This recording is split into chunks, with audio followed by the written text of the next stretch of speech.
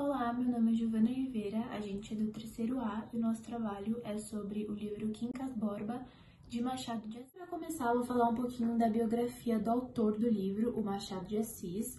Ele nasceu no Rio de Janeiro, em 1839, e ele teve uma infância com muitas complicações, uma infância muito humilde, mas mesmo assim ele estudava muito, era muito comprometido com os estudos, tinha um dom mesmo, né? E com 15 anos ele já publicou a sua primeira produção literária, que era o livro A Queda que as Mulheres Têm pelos... Com uns anos, o Machado de Assis entrou para a redação do Diário do Rio de Janeiro, se casou, foi casado durante 35 anos, e em 1881 ele publicou uma das suas maiores obras, que é a Memórias Póstumas de Brás Cubas, e a partir daí ele entrou na grande fase de obra. João Maria Machado de Assis, ele foi um escritor brasileiro, considerado pela literatura brasileira um dos melhores escritores, se não o melhor. E foi casado com Carolina Novaes. Sobre a escola literária, nós temos o realismo, ele vai mostrar o lado real da sociedade, ele vai mostrar que há mal, sim, na sociedade, vai mostrar a inveja, os interesses, entre outros. O narrador, ele vai ser onisciente na terceira pessoa, ele vai usar bastante o sarcasmo, a ironia, e os narradores também vão dialogar com o leitor. Cada vez que o Quincas aparece, em Memórias Póstumas de Brás Cubas, Memórias, o Machado de Assis vai criar a teoria do humanitismo, só que ele só vai começar a desenvolver em Quincas Borba. Está em Barbacena, Minas Gerais, onde o Quincas Borba mora. E ele está muito rico, ele se considera um filósofo. Quincas, ele tinha um conhecido, que é o Rubião, que vai ser o protagonista dessa história. Ele é um professor e tem uma irmã. O Quincas, ele começou a gostar da irmã de Rubião. E com isso, o Rubião viu que ele, namorando a sua irmã, traria mais benefícios para ele por ele ser rico. Principalmente a teoria do humanitismo, onde o mundo é baseado na humanidade. Com o tempo, Quincas adoece e o Rubião vira seu companheiro fiel, vira seu discípulo, aprendendo alguns ensinamentos. Que a guerra é necessária para a evolução humana. Depois de um tempo, a irmã do Rubião ela vai morrer e aí o Rubião vai ficar meio em dúvida se o Quincas vai ou não trazer benefícios ainda para ele. A vida de Rubião prova o humanitismo. Depois de um tempo, o Quincas morre e deixa toda a sua herança para o Rubião. Só que ele tinha uma condição, que era ficar com o cachorrinho dele também, que se chamava Quincas. Quando o Rubião ele fica rico, ele se muda para a corte no Rio de Janeiro. Isso as pessoas começaram a se aproximar dele por conta do interesse. No caminho, ele vai conhecer o casal Palha, que é o Cristiano e a Sofia, e eles são interesseiros. O setor econômico ele se sobrepõe, em relação ao sentimento. Vai descobrir que o sentimento da Sofia não é verdadeiro. Então ele começa a conhecer o ciclo social da Sofia e do Cristiano e para mostrar que ele era rico, ele vai fazer festas, jantares, se interessar pela Sofia. Mas aí a Sofia corta logo e vai falar pro marido dela. Quando ela fala pro marido dela, ele diz que não, que é para ela permitir porque ele traria benefícios ao casal, né?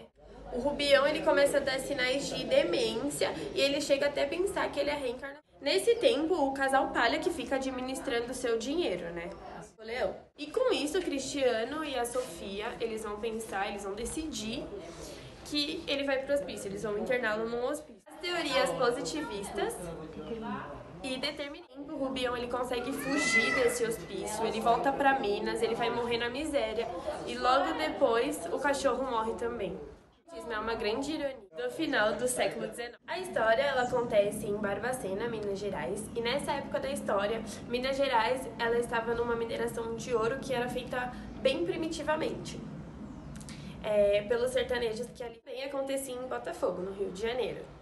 Foi um livro escrito na segunda metade do século XIX, então o Brasil Imperial estava praticamente no fim, estavam surgindo novas organizações sociais, e o país estava passando por muitas instabilidades, além do fim do escravismo e da 1850 e 1860 aconteceu aqui no Brasil um grande surto industrial, onde surgiram muitas fábricas, bancos, empresas de transportes e mercadoria, e com isso a desigualdade social aumentou muito, principalmente no Rio de Janeiro, onde se passa a narrativa.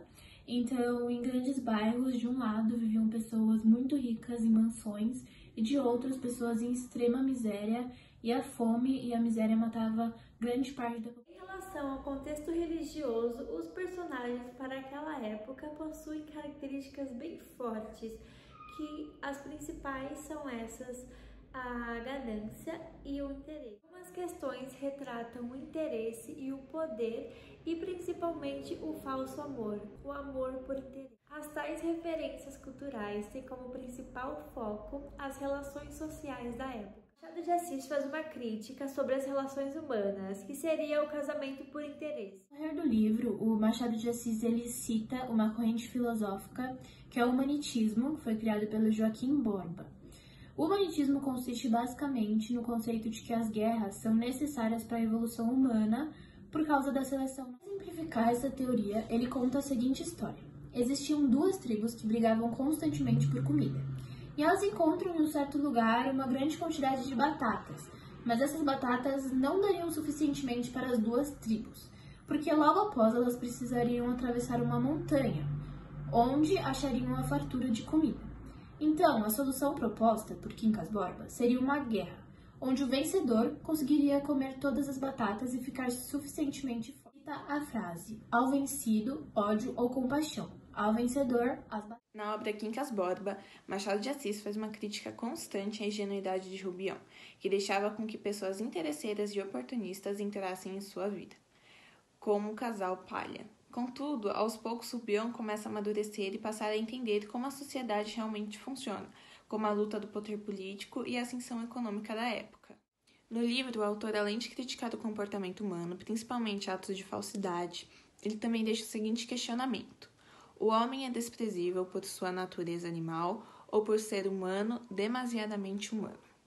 E a resposta para isso, de acordo com o pensamento de Rousseau, fazendo analogia ao bom selvagem, é que o homem ele nasce bom, mas a sociedade que o corrompe. O humanismo é uma tendência estética que surgiu na Europa na segunda metade do século XIX, em meio ao sucessivo crescimento das indústrias, da tecnologia e nessa época passou a acreditar-se que era preciso mais objetividade e menos lucidez na arte, na arquitetura e nas principais características do realismo estão a objetividade, a rejeição à mitologia e à religião, a denúncia das desigualdades e a representação das coisas como elas realmente. Entre os anos de 1850 e 1880, na Europa ocorreu o movimento do realismo inglês.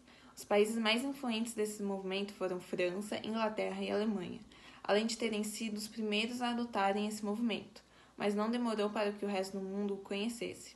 Os realistas eles iam contra o movimento não naturalista a respeito ao romantismo e ao neoclassicismo, e buscavam sempre simular os costumes das classes mais baixas.